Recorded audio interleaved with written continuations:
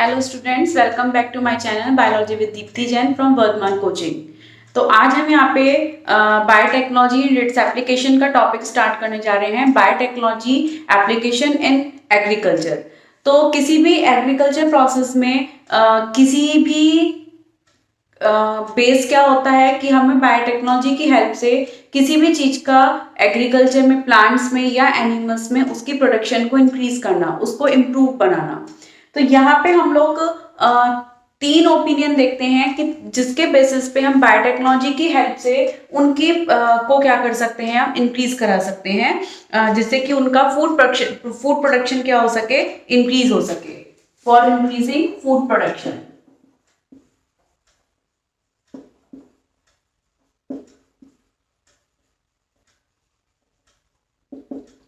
तो इसमें फर्स्ट आ जाता है कि जैसे हमने बोला एग्रोकेमिकल बेस्ड एग्रीकल्चर।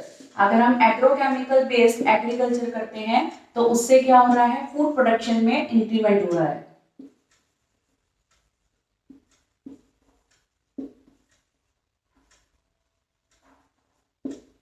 सेकेंड हम इसमें ले लेते हैं ऑर्गेनिक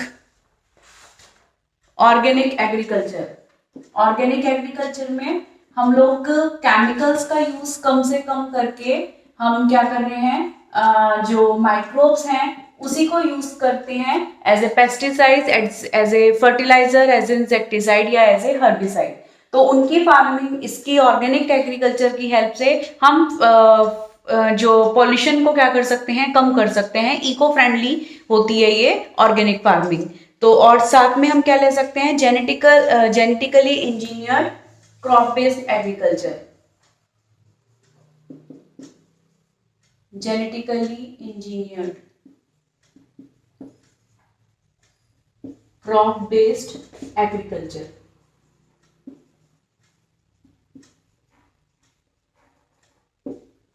ठीक है, तो इन तीन के बेसिस पे हम क्या कर रहे हैं, बायोटेक्नोलॉजी की हेल्प से फूड प्रोडक्शन को हम क्या करा रहे हैं, इंक्रीज कराते हैं।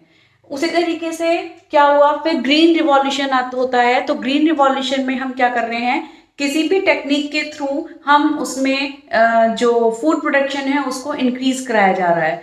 तो इसमें जीएमओ प्लांट्स आते हैं। जीएमओ यानी कि जेनेटिकली मॉडिफाइड ऑर्गेनिज्म।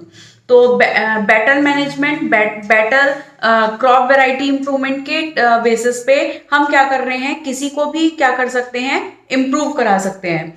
तो इसमें जो क्या नाम है, ग्रीन रिवॉल्यूशन है जो सक्सेस हुआ है, वो किसके बेसिस पे हुआ है, इंक्रीजिंग द फूड सप्लाई।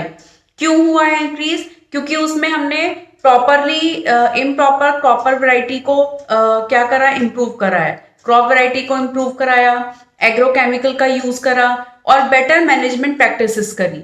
तो इसकी हेल्प से ग्रीन रिवॉल्यूशन क्या हुआ, इंक्रीज हुआ। तो ग्रीन रिवॉल्यूशन सक्सीडेड इन, क्या बोल सकते हैं हम इसे, green revolution succeeded in increase the food production.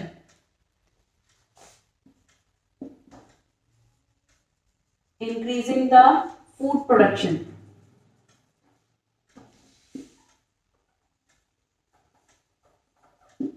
अब फूड प्रोडक्शन में हम जो इंक्रीज कराया हमने ग्रीन रिवॉल्यूशन में, उसमें क्या करा है हमने, use of improve crop variety. ठीक है, use of crop, improve crop variety. और किसका यूज कर रहे हैं हम, यूज ऑफ एग्रोकेमिकल्स,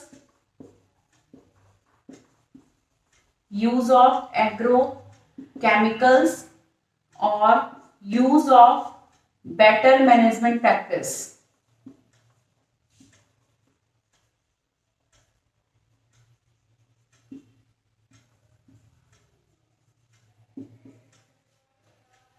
ठीक है, use of better management practice. तो इसमें जो है हम ग्रीन रिवॉल्यूशन की हेल्प से फूड प्रोडक्शन को, या जिस पीरियड में फूड प्रोडक्शन इंक्रीज हो रहा है, हमने उसको ग्रीन रिवॉल्यूशन का नाम दिया है। तो इसमें वो इंक्रीज क्यों हुआ, उसके सक्सेस रेट हाई क्यों हुई, क्योंकि हमने उसके अंदर क्या करा, इम्प्रूव क्रॉप वैरायटी का यूज करा, एग्रोकेमिकल्स का यूज करा और बेटर मैनेजमेंट प्रैक्टिसेस यूज करी, जिसकी वजह से क्या हुआ है कि एक ग्रीन रिवॉल्यूशन क्रिएट हुआ है। तो एग्रीकल्चर में हमें मेनली जो हम बात कर रहे हैं वैसे तो प्लांट्स के लिए यूज हो रहा है ज्यादातर, कि प्लांट्स को हमें किस तरीके से हम इम्प्रूव करा सकें और उसकी फूड प्रोडक्शन को किस तरीके से इंक्रीज करा सकें। तो जो ऑर्गेनिज्म के अंदर हम लोग प्लांट, एनिमल, फंगाई या बैक्टीरिया है, उनके अंदर अगर हम जीन मैनिपुलेट कराते हैं और वो एक अगर जीन उसमें मैनिपुलेट हो रहा है तो वो जो ऑर्गेनिज्म है जो फॉर्म हो रहा है वो कहलाता है जेनेटिकली मॉडिफाइड ऑर्गेनिज्म। ठीक है, तो यहाँ पे जेनेटिकली मॉडिफाइड ऑर्गेनिज्म ने बोला कि जो प्लांट्स, बैक्टीरिया, फंगाई या एनिमल्स के अंदर हम लोग जीन्स को मैनिपुलेट करा रहे हैं और एक इम्प्रूव वैरायटी को फॉर्म कर रहे हैं, वो हमारे कहलाते हैं जेनेटिकली मॉडिफाइड ऑर्गेनिज्म, जिसको हम शॉर्ट में लिखते हैं जीएमओ।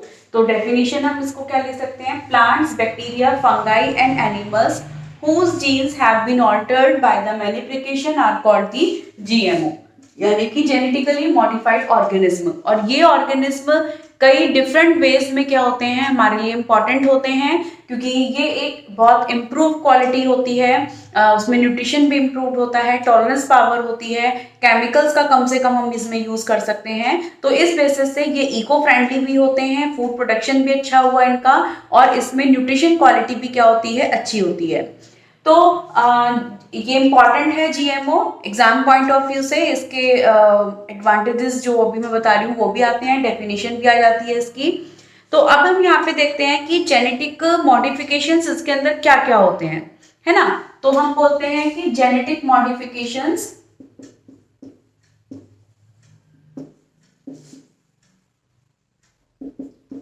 हैज, फर्स्ट हम इसमें ले लेते हैं किसके लिए क्या करता है, इसमें मेड क्रॉप्स मोर टॉलरेंट, है ना। हम किस तरह की क्रॉप्स बना रहे हैं इसमें, मेड क्रॉप्स टू टॉलरेंट। किससे टॉलरेट होता है ये, अबायोटिक स्ट्रेसेस से। अबायोटिक स्ट्रेस में क्या आ गया, जैसे कि कोल्ड हो गया, ड्रॉट हो गया, सॉल्ट हो गया, है ना। तो क्या हो जाएगा, made crops more tolerate to abiotic stress. Abiotic stress में जो नॉन लिविंग फैक्टर हुए, जैसे कि कोल्ड है, टेम्परेचर है, ड्रॉट कंडीशंस है ना, ह्यूमिडिटी है, मॉइस्चर है, इन सब से अपने आप को बचाना। किस तरीके से, क्योंकि क्या होता है, हाई विंड प्रेशर है तो प्लांट्स टूट जाता है, तो उससे अपने आप को प्रिवेंट करना, टेम्परेचर से प्रिवेंट करना। तो जितनी भी स्ट्रेस कंडीशन होती है किसी भी प्लांट के लिए, उससे उसको क्या करना, रेसिस्ट करना। तो वो किस में आ जाता है, मोर टॉलरेंट। यानी कि हम जेनेटिकली जो मॉडिफाइड ऑर्गेनिज्म है, हम उनके अंदर ये भी क्वालिटी को इंक्रीज करा देते हैं कि वो अपनी जो भी स्ट्रेस कंडीशन है उससे क्या हो सके, वो टॉलरेट कर सके या उसको रेसिस्ट कर सके। तो एक पॉइंट ये हो गया। सेकेंड पॉइंट हम इसमें लेते हैं, reduce the reliance on chemical pesticides. Reduce Reliance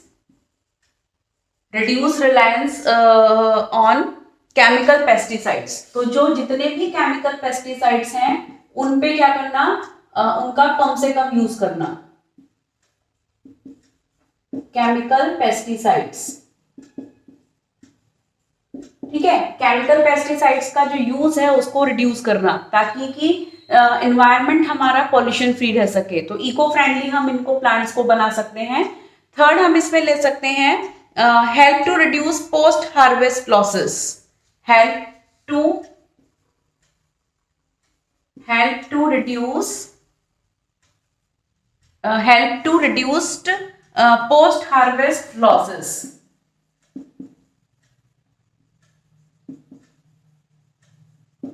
ठीक है, हार्वेस्टिंग के बाद जो लॉस होता है क्रॉप्स में, ग्रेन्स के अंदर, उसको रिड्यूस कराना। ठीक है, हार्वेस्टिंग के बाद की बात हो गई। कि हार्वेस्टिंग से पहले तो सभी उसको क्या दिए जाती हैं, मैनेजमेंट दिया जाता है, लेकिन हार्वेस्टिंग के बाद भी मैनेजमेंट की जरूरत होती है। उसको स्टोरेज कैसे करना है, उसको फंगस से कैसे बचाना है, बैक्टीरियल इन्फेक्शन से कैसे बचाना है, तो वो सब चीजें इसके अंदर आ जाती है। तो उसको हार्वेस्ट के बाद उसके लॉस को प्रिवेंट करना, ताकि वो किसी भी अबायोटिक फैक्टर से या बायोटिक फैक्टर से अफेक्ट ना हो सके। हम इसके बाद फोर्थ पॉइंट लेते हैं इसमें, enhance the nutritional value of food, यानी कि हम न्यूट्रिशन वैल्यू को क्या करा रहे हैं, इसमें इंक्रीज करा रहे हैं। ठीक है, एनहेंस्ड